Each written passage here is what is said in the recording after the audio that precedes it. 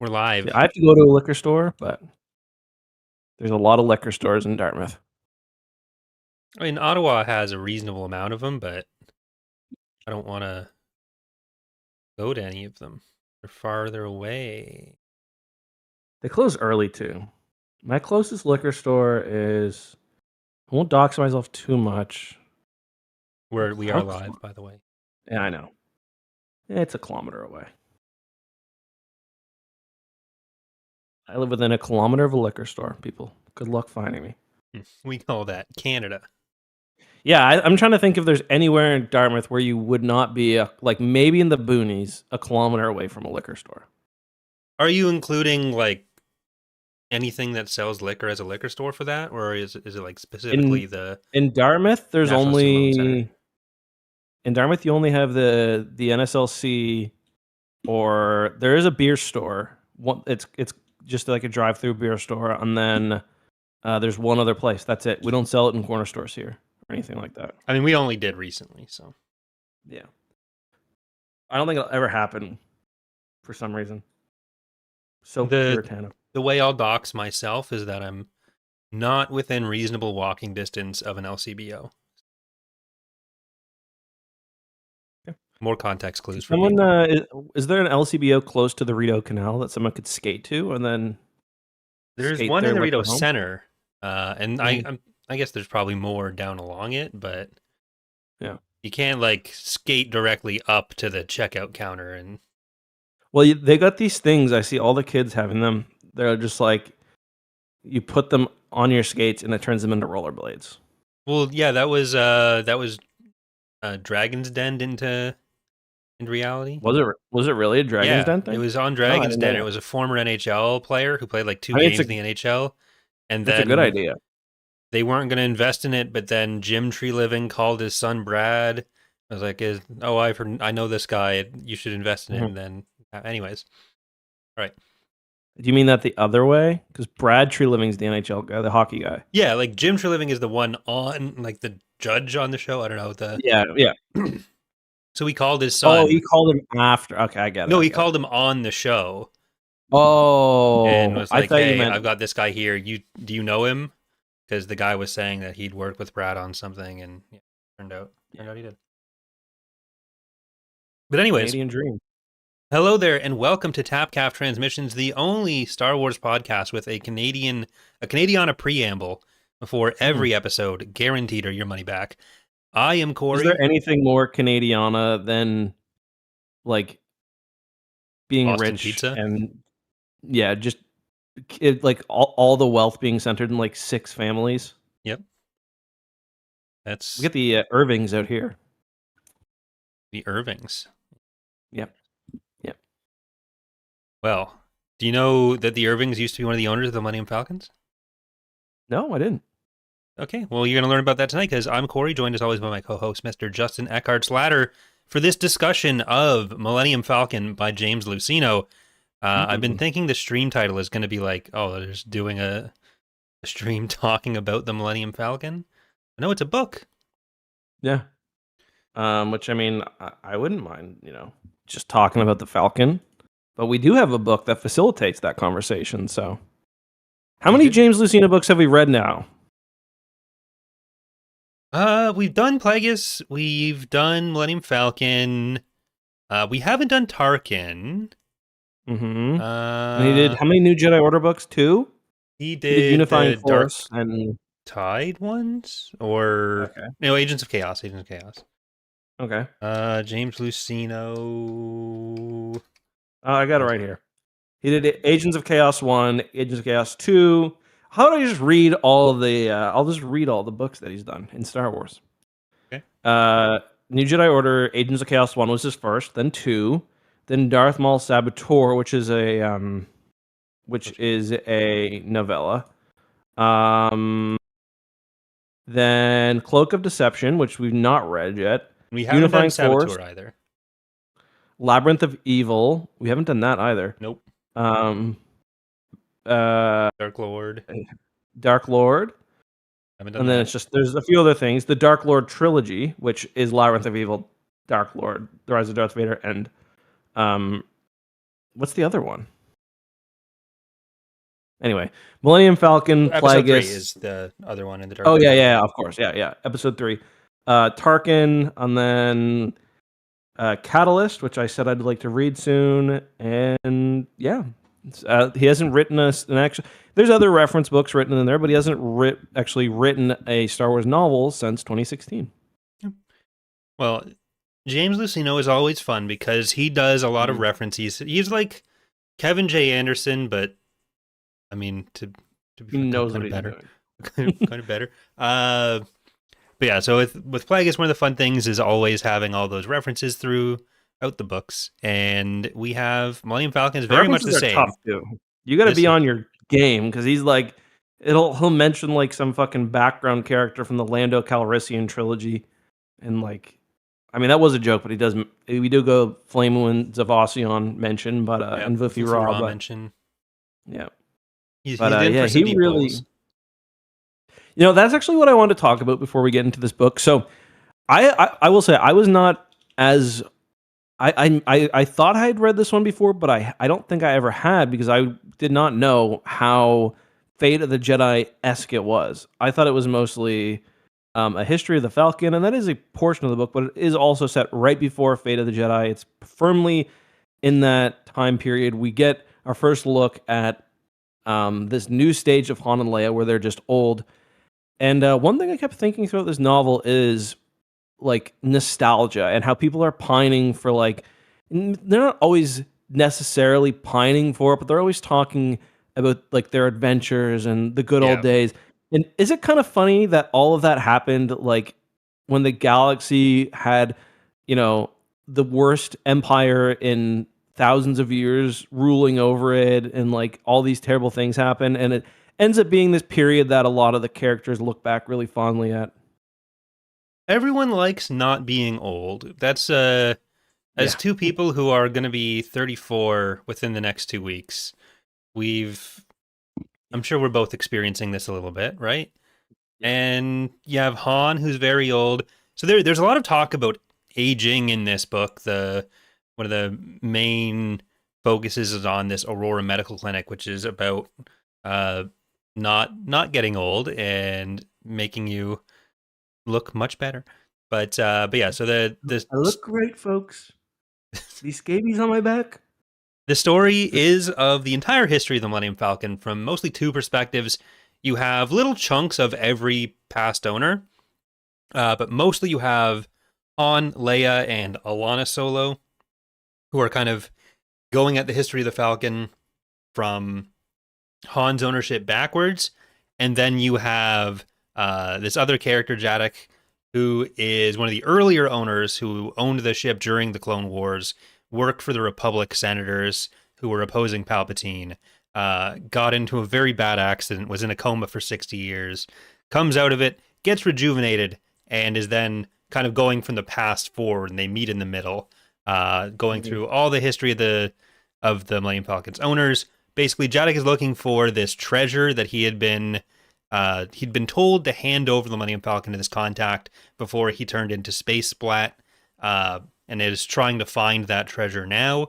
And then Alana finds a transponder on the ship and is wondering what it's from. So they kind of meet in the middle there, and it's a little bit like last week's discussion of Low Red Moon, where there's a mystery that the characters are trying to solve.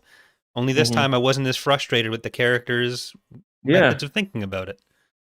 If I'm being honest, I could have done without the so like Corey mentioned, the book is split not quite evenly. They do spend more time in the present, but I really enjoy, we do hear lots of the Falcon's past, right? One of the first sections we hear is its birth, and the Falcon, of course, is extremely personified. It's basically born like a bucking bronco, and that's kind of how it is throughout, and you know, it's always given these sort of motivations, which is fun. But and I do still think there are still a few periods of time where we don't know exactly what happened with the Falcon, like the very early years, pre the Republic group, but or not pre-Republic group, before. So just kind of going through what we know, the Falcon is born. Built. I can't remember who. Yeah, I can't remember who buys it first, but eventually Um, eventually, who has it first of all? I'm trying to remember. I think it's just like a trading company, right? Isn't it a shipping company or Yeah, it something? was doing shipments between Corellia or just within the Corellian system.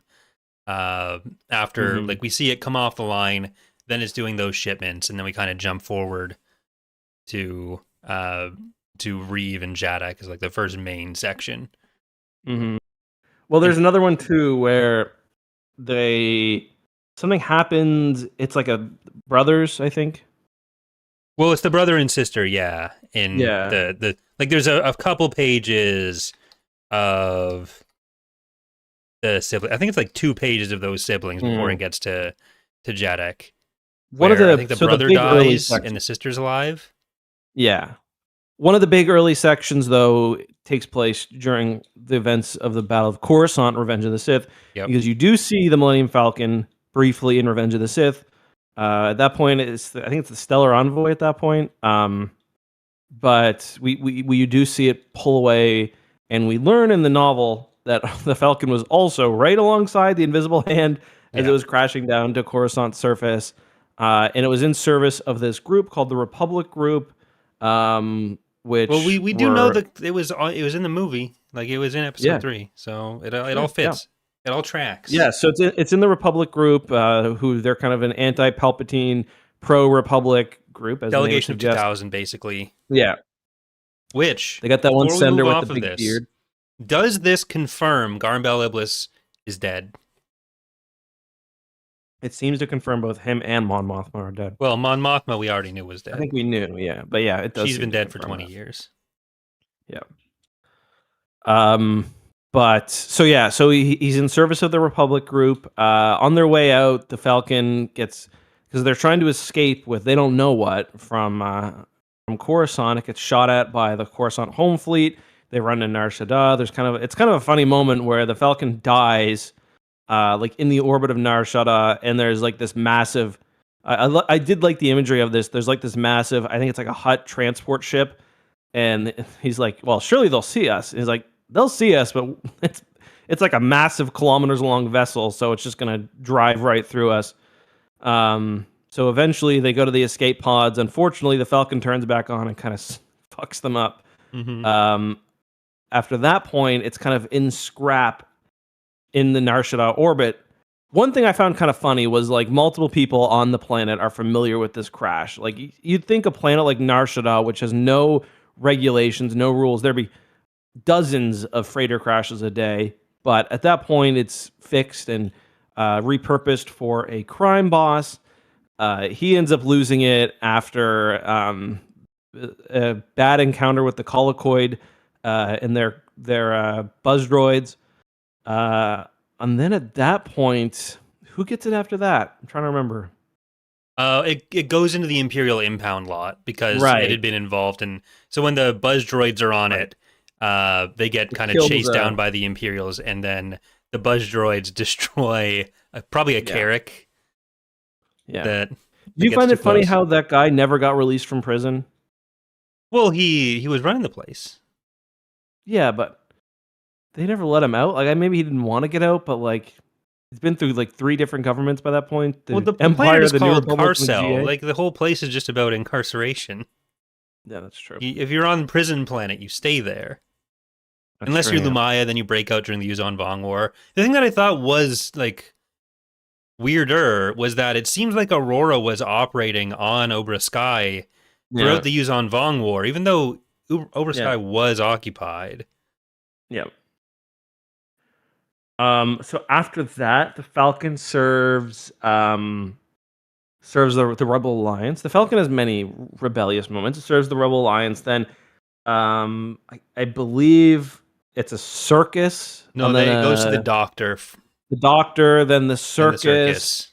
then the Gambler, then Lando, and then Han. So Yes.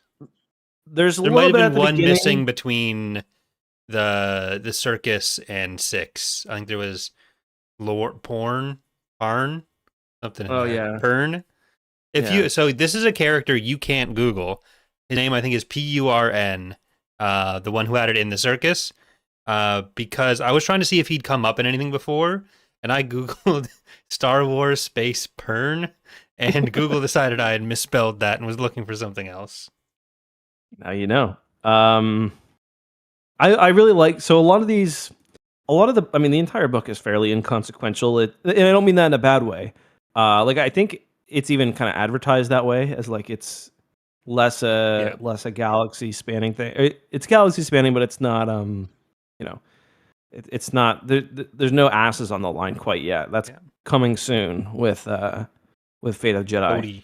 But I quite liked a lot of these little stories. Like the circus one made me smile. The gambling one was a lot of fun, where they're gambling on a battle. Is it Typhera or it's one of the Yagdul? Because I was wondering if it was the space station from Rogue Squadron, because there's the Yagdul station, but it gets blown up, so it's not that one. But yeah, there's just a lot of fun little moments in this. I will say I didn't hate it, but I didn't need, so kind of the central premise is, as Han and Alana and Leia are trying to find out the history of the Falcon, because they got nothing else to do and Alana wants to. One of the old pilots, the one who was at the crash at Nar Shaddaa, he actually survived. He's been in a coma. And of course, as they're looking for the Falcon's history, he wakes up and he is also trying to track it, this time into the future, because he believes that it will lead him to some treasure based on a conversation he had with the Republic group. And personally, I didn't need that. I found it end up being not confusing, but, well, confusing in a way, but just like, I didn't think having those two perspectives really added a whole lot to the story. I think it would have been a lot more fun if it had told two stories just from two different time periods. Like maybe have his story during the Republic era running at the same time as Han and the crew, because it ends up being a thing where like they run into like 20 people who are 100 years old. You know what I mean? Yeah. There is a lot of talk in the book about like aging in Star Wars, and a lot more solid information about how long people tend to live, where it's like standard you're 110, but then if you have this really expensive health insurance, you can live longer. If you're really rich, you can go like 140, maybe 150 years. So this 75, some could live potentially. So Pelion was kind of just getting started. He was barely up there, and now I have enough material. Time of his life. Yeah, I have enough material for my aging and private insurance and Star Wars video finally. So thank you, James Lucino, for that. But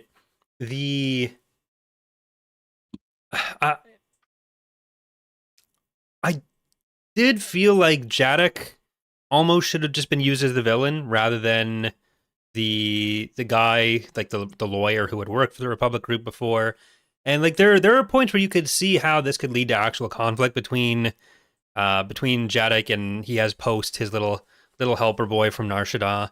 And they do try to steal the Falcon, but they pretty much immediately end up back on the same team as Han and Leia.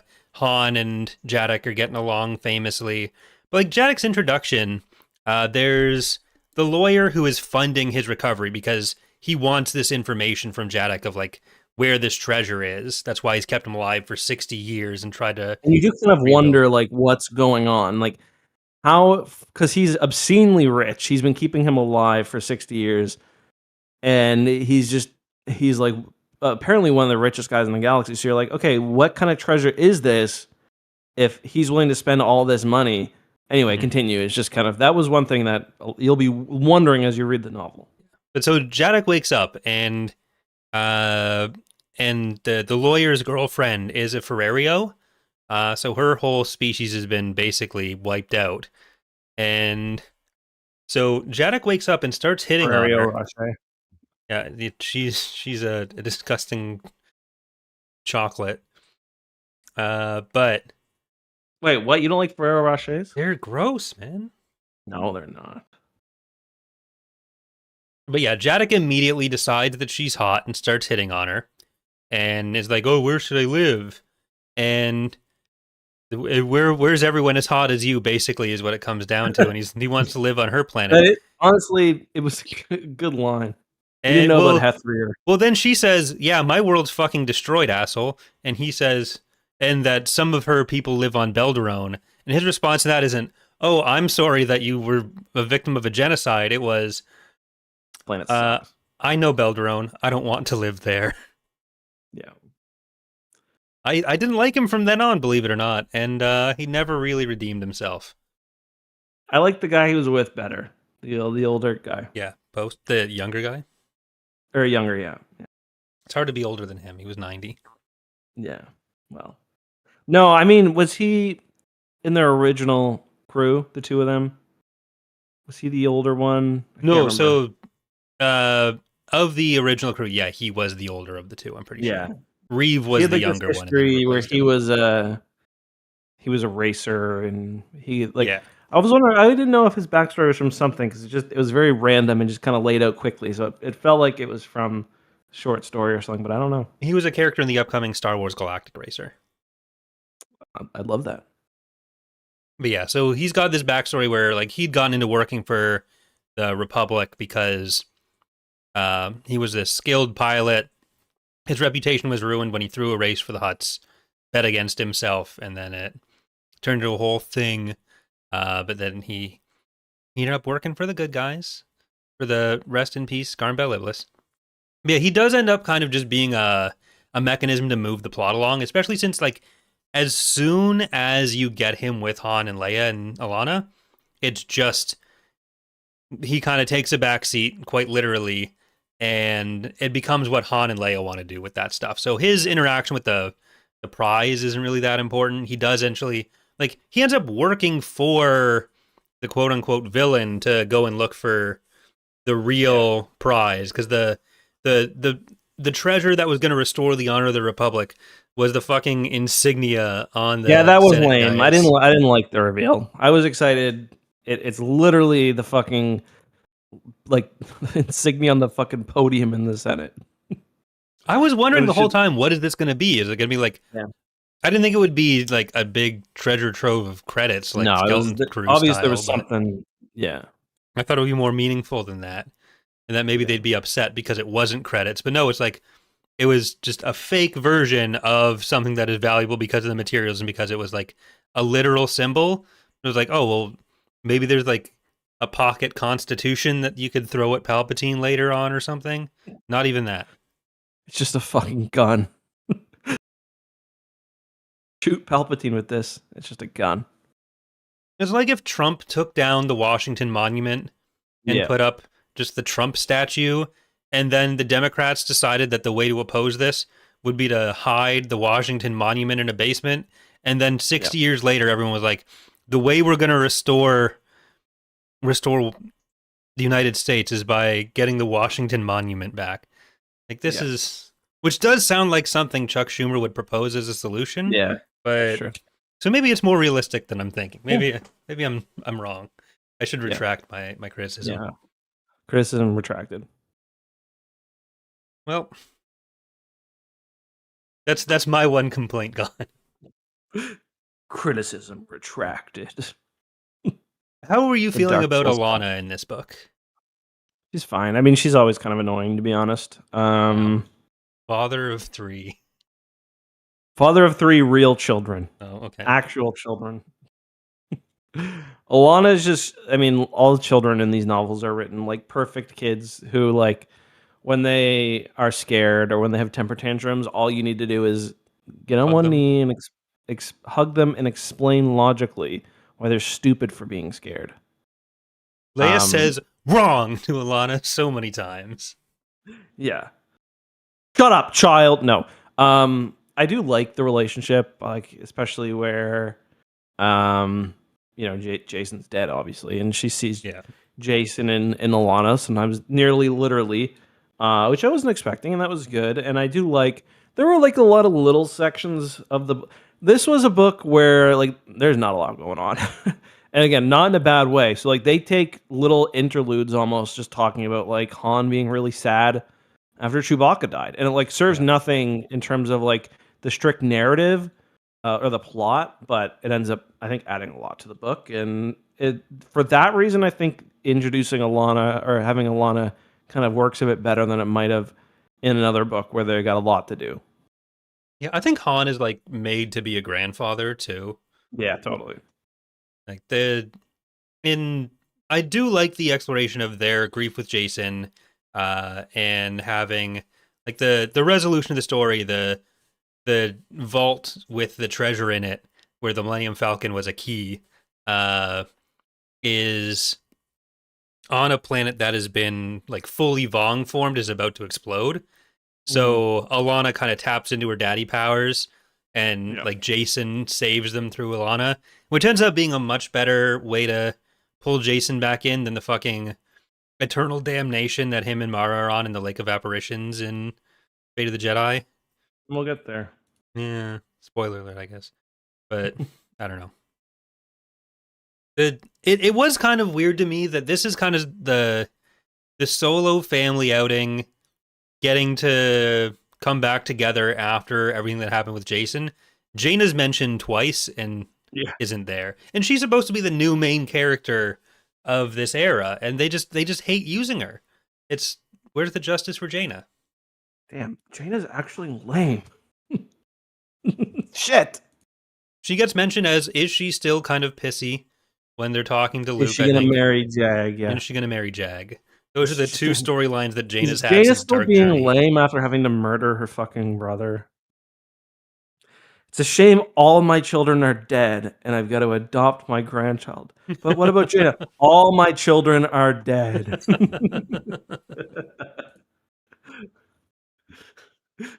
Poor Anakin, poor Jason, poor what's her name? Jalen? Julia? Whatever. Yeah, did too, I believe. I can't remember. What happened? What happened in Legacy of the Force again? I did like how the one of the secret, or the secret behind the de-aging clinic was the planet that she goes to, and she tries to figure out like what they're doing lifestyle wise or even genetically that makes them not age. And she asked the guy what happens, how they're not getting old and dying. He just says, if you're gonna age, you just don't. He literally says built different. Walks away. I'm already dead, and then explodes 3 days later. It was a very strange colony of. Yeah, they're like in space. You hear like those stories of like the random Greek islands where everyone lives to be 100. It's basically that. Yep. Except they don't age at all. So it's like space Japan. Yeah, they're like 120 years old or something. They look like a 25-year-old, but then they just say, "Oh, they're already dead," and then a few days later, the person dies, not aging, just falls over and dies.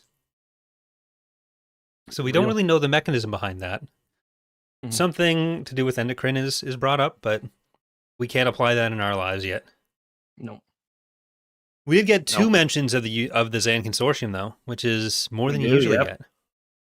Yeah, I mean, again, it's pretty common with these novels. Like he brings in everything, every like era, and it's in a way where it's like you don't need to have read everything to enjoy a James Luceno book, but if you have, you'll be rewarded with just like, haha, no one's mentioned this character in 20 years. You are better off reading them after knowing what it is as well. Like, I don't think he's a bad writer, but I don't think his stories or writing on their own are as strong as some other authors. And I think there is a lot of value added from the references that makes it better to, like, I don't know that I'd enjoy Plagueis or this as much reading it before other stuff. Not that I think they would be bad, they'd probably just be like kind of mid-tier books instead of higher tier books. Yeah, no, I agree. I think he's got a kind of a good understanding of like the universe and how stuff works. That's part of the reason why Plagueis, I think, works so well. Where it's just like, yeah, that makes sense. Yeah. Plagueis, I think, is definitely his best, at least the ones we've read so far. Yeah, Dark Lord is quite good, but yeah. We haven't covered it yet, so we can't say that. No. He does a good job of bringing Clone War, like making Clone Wars stuff feel like appropriate with the original trilogy, I thought. Just generally. That's one of the things I like about Luceno's work. Yeah, he's also I think the Clone Wars era stuff has this tendency to not feel like a galaxy that anyone actually lives in. It's just a Mhm. place where some soldiers go to fight sometimes. And I think Mhm. his work with the Clone Wars feels more lived in. Same with like MedStar. Um, Mhm. like there's normal people involved, and you can kind of see the impact on people. Because even Mhm. here, you have them talking about like the NIMBYs for Grievous, basically. Yeah. They have it's after Coruscant, after the Battle of Coruscant. There's like debris everywhere. They're Uh, like, this is sick. this is this is actually something that comes up in Mask of Fear by Alexander Freed as well. Like the Yeah, that's damage right. to Coruscant, and here Lucino talks about how the alien sectors got super damaged by all the debris. A lot of folks have been trying to get One, rid of those slums for decades. Grievous in league with the urban renewal lobbyists, so the bike that lane has an folks are impact really everywhere. happy right now. Corey, what did you do? What, were you near Coruscant's planetary shield generator? I'm sure their transit was acceptable. Like we've seen them have a bus there before, Sure. and I wouldn't want to get rid of the homes for the aliens. I'm not here to gentrify. I'm less concerned. I want affordable Um, housing for all the species. it is funny. One thing I took in my notes is like, given all that's going on with Iran right now, they've got basically Kalshi betting for that I battle had at that too. Yavgul. Yeah, I had. By doing so, he was essentially counting on the fact that the tally of destroyed insurgent fighters -10 would be greater than the number of destroyed Imperial fighters. Still, he wanted to be sure. I just wrote Polymarket. Yeah. It seems a lot less evil when it's Hut gangsters doing it than like actually the real world. Was it? Well, if it was the Imperials and the Rebels doing it, it'd be more accurate Yeah. because they're the ones Yeah. directly involved as well.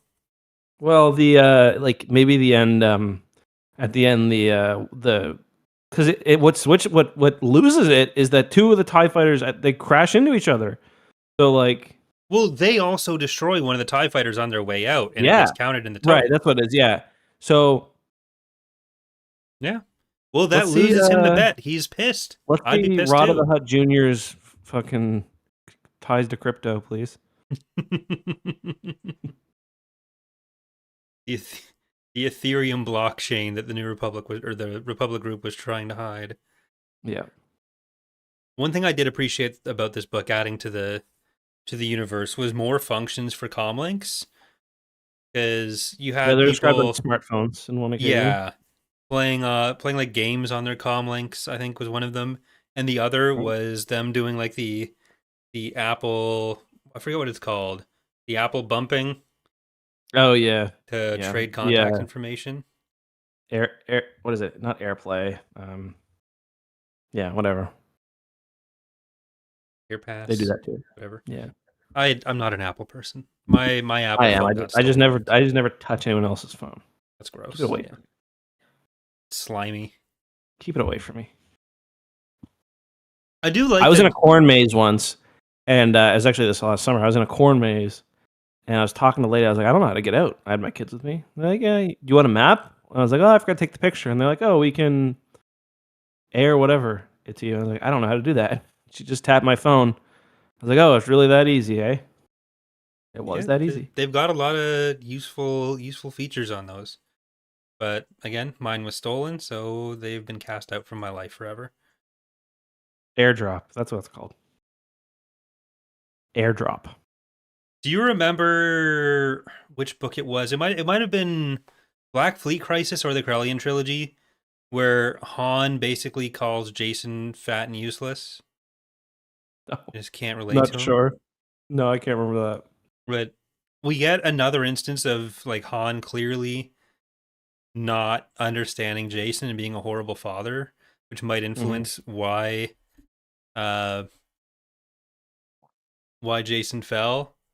Where they're doing the zoo section, or not the zoo section, but like where Han and Leia go to the zoo section at least.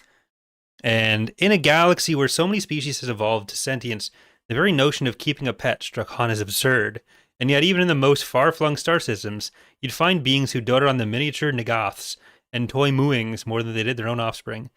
Like, have you met your son? He literally had about 12 tanks full of shit in his room at the Jedi Temple. So, yeah, come on. Which, like, what does that have to do with sentience? Like, I'm sorry, but like, they're not going to randomly become sentient. Yeah. Well, man who Like, fucking kept a his Wookiee argument- with him at all times. His argument's like, oh, don't have a pet, have a sentient friend. Sorry, those are different things. Get a Wookiee to swear a life debt to you. Oh, Corey, you wanted a dog? Why didn't you just have Charlie live on your floor instead? Because he was cleaner. Way cleaner. And I feel worse about yelling at Way worse. I can't Oh my god, have Remy that fell down the habituate. stairs. Remy fell down the stairs like an hour ago. So like I was downstairs sitting on the couch in my rec room, and like to get downstairs there's a door, and like Remy is, I mean, she's like a wiener dog. There's a lot of like she needs momentum to be moving. So she runs up, she gets to the top of the stair, the door is closed. Like she cannot stand on the stair because it's too steep.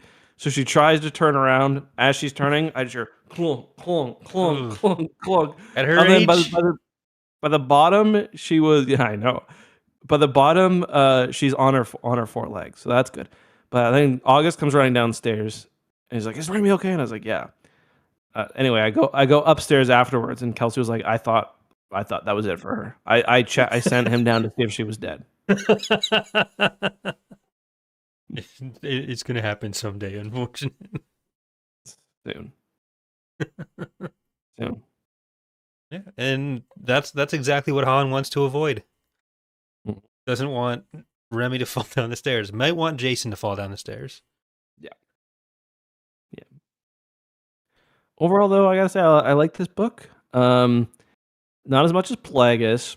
I think the convolutedness of some of the modern stuff brings it back a little for me, but it's a solid, for me, ranking wise, high B plus, low A minus.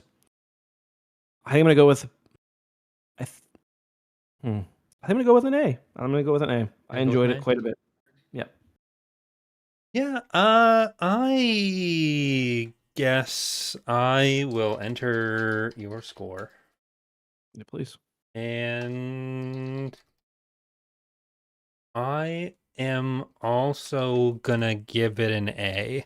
I like the characters. I like the story. I think it's fun. I actually think I like the past to future stuff a lot more than you.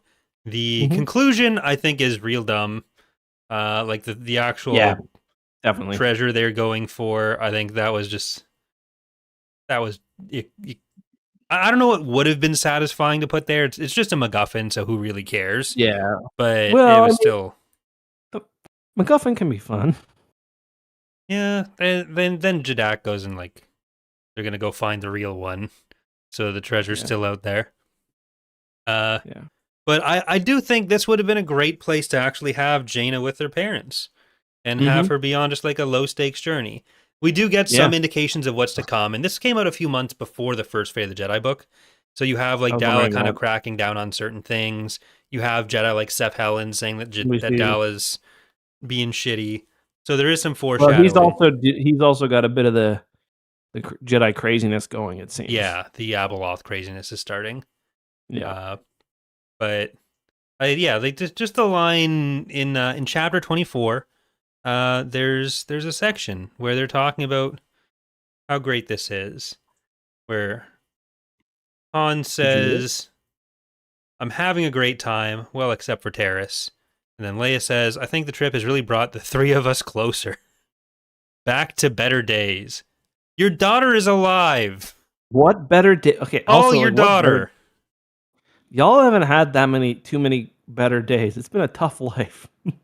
Well, yeah, when their kids were young, they just kept getting kidnapped. Maybe that's why they said it right at that point. Because I think this was right after Alana did get briefly kidnapped. Yeah. So that's kind of their comfort zone. But they didn't spend any time with their kids really when they were. No. I honestly think maybe that's why they're so nostalgic for the the rebellion era, because like, yeah, they were rebelling, but they weren't in like open war for the entire fucking time period. Where like ever since the Battle of Endor, they've had kids being kidnapped, murderous aliens, Han being tortured. There's that thing where they went inside a giant interdimensional goo monster for a bit. Remember that? That was great. Hard to forget. And they were on vacation for that one, from what I remember too. And then they had to deal with all of Luke's dating issues.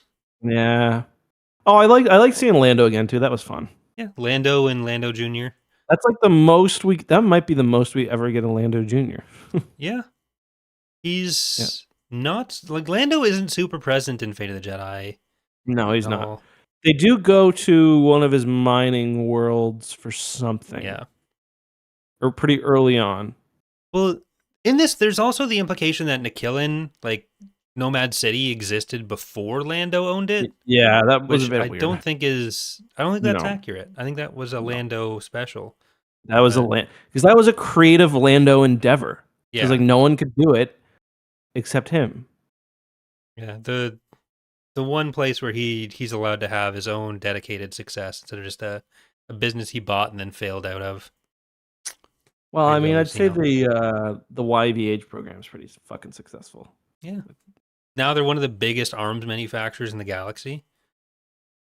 Mm-hmm. And you know, Dalla might actually be right to be trying to clamp that down a little bit. It's like, hey, maybe we shouldn't sell Terminators to everybody. I think what we need to accept is that, like, if Star Wars were real, Peter Thiel would be in this social circle, and they'd think it's perfectly fine. The only thing that can stop a bad Terminator with a gun is a good Terminator with a gun. Yeah. It's Sarah Connor. The only thing that can stop a bad guy with a Terminator is a good guy with a Terminator. Yeah. A bug cruncher, in fact. It was fun having the little diversions into anti-bug racism on the regular in this book. Yeah, they were super racist. They're like, yeah, the chief of state, by the way, openly racist against like what probably is the most populous category of species in the galaxy. Like, yeah, she just hates bugs. Like most of these bugs are fully sentient, by the way. Yeah. Well, collocoids, I guess they disappeared for a while, but they were still alive, and now they're losing their lawsuit. Now they can't make weapons. That's to be fair, the collocoid, based on the one interaction, pretty not chill. Yeah. Well, how does all that work democratically? Is it one bug, one vote, or? Well, because you don't directly elect your chief of state, anyways. Planets don't vote; bugs vote. Yeah, it's like that's what like the space Republicans would share like a map of the galaxy where it's like, look at this: the Arrakis sector gets 1 vote, the collocoid nest gets 36. Bro, bullshit. It's like there's 16 quadrillion bugs there, Jeff. What do you want? Yeah, but they got 1 hive mind, which I think would be a fair point. Yeah. Well, we'll have to talk about that when we get back to our reread of Darkness. Or yeah, I don't know. You know, I'm getting older. I may never read the Darkness trilogy ever again. I'm going to skim it at least one more time. You ever think about that? Like, you ever like go to like? I remember this when I was like moving back home from Toronto. Like, was taking a piss in like one of the bathrooms by my office. Piss here again. I was like, man, I might never piss. I'd pissed in this bathroom probably 300 times. Maybe not 300. Probably 100 times. I might never pee in here again. I think about that, not that like specifically, but moving out of an apartment or something, or moving out of an area where it'll be like, these are the streets that are my everyday. I may never have anxiety on this couch ever again. Yeah. But I still have the Jason video to do. Like I did the Vergere video. So I'm going to do a Jason video and just a general Denningverse video. And I think after that, I may never need to look at Darknest. Oh, fuck, we're doing... No, we got to do the Killix and TR, so... You got lots of Darknest ahead. Yeah, buddy. Never mind. That's bad. Oh, well. Yeah, way she goes. get paid for it. Well, not for that, I guess. I, in fact, spend a lot of my billable hours working on things that I cannot bill. Yeah. You are a simp. I have work yet I cannot bill. Okay, well, yeah, I think the like plot wise, we got the major hits. Yeah. There's no world shattering discoveries to come from this, but yeah, fun book. It's one of the higher ranks that we've given recently. Yeah. The last time, actually, I think you actually gave away an A recently as well. Let's see. Was it for Bad Batch? Riptide and Crosscurrent, you gave A's to. Oh yeah, I did like those for both of them. Yeah, and Revelation, you gave an A to. It's been my last A or S was Lost Stars and Reign of Mask of Fear. You've given out 1, 2, 3. You've given out 4 since then, and I've given out I 2. I don't think I give Mask of Fear an A, but you gave Mask of Fear an A. I gave it an S. Lost Stars, we both gave an S. Unifying Force before that, we gave both A's to. That might be one of the, from Death Troopers to Mask of Fear, might be one of the highest ranking chunks we've ever done. Like consecutive episodes. Let's see. Thrawn trilogy, got to be up there. Yeah, Heir to the Empire, S. Then A for Dark Force Rising, then S for Last Command. But those were episode 13, 14, 15. And then it was episodes 200 something for Lost Stars in that grouping. Mm-hmm. So, what are we going to do next week? Next week, we still not done. I don't want to do it next week, but we got to do Shadows of the Empire at some point. The video game. I meant the book, but in the book. How long is Shadows of the Empire? The book. It's a pretty long book. The book, the game, the movie. Yeah, very different. It's very. I don't know if have you ever read the book. It's very, very different from the game. I haven't. I've not played the game either. Oh really? Oh well, you got to do that. The game's fun.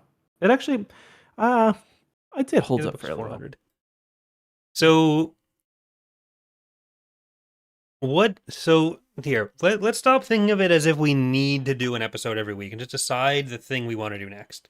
Because I feel like the thing that makes us stumble with the books is we'll say, "Oh, we'll do this intermediate episode," and then it's a comic we don't want to read, and then we push off the books for too long.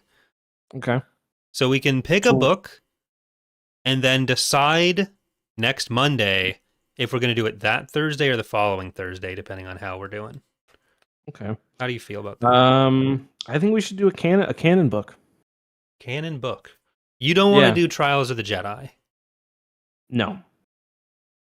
What canon books? I mean, we got a lot. Like, I'm just going through my catalog I got on my phone.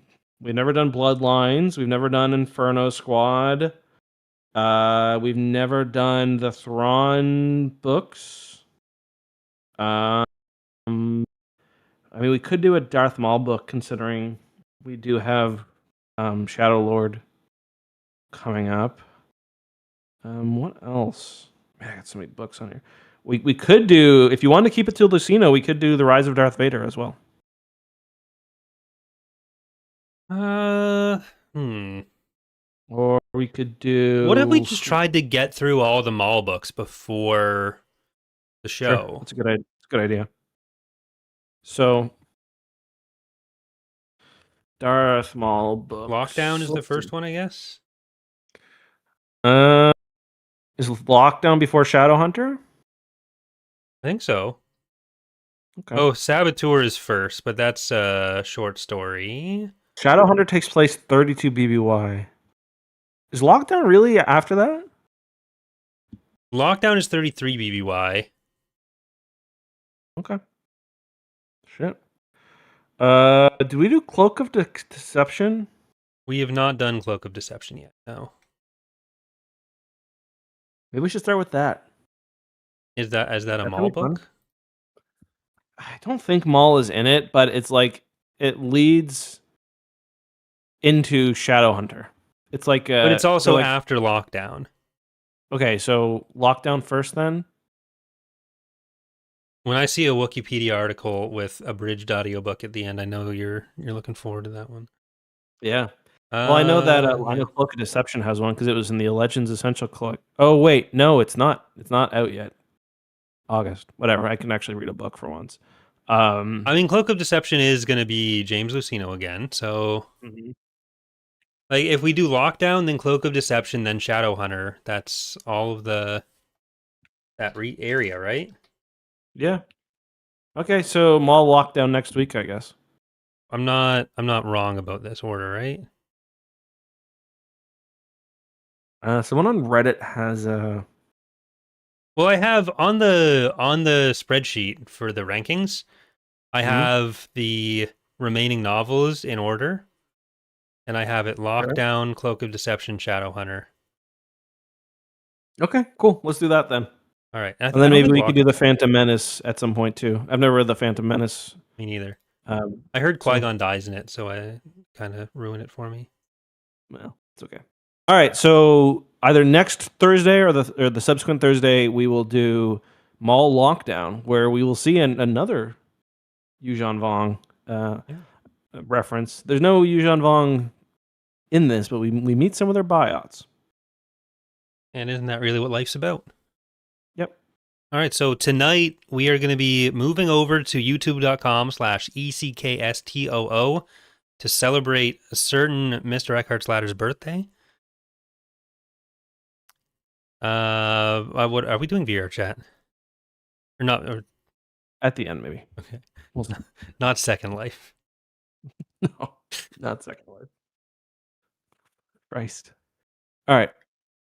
We'll see you guys there. Bye bye. Bye, everyone. Bye bye.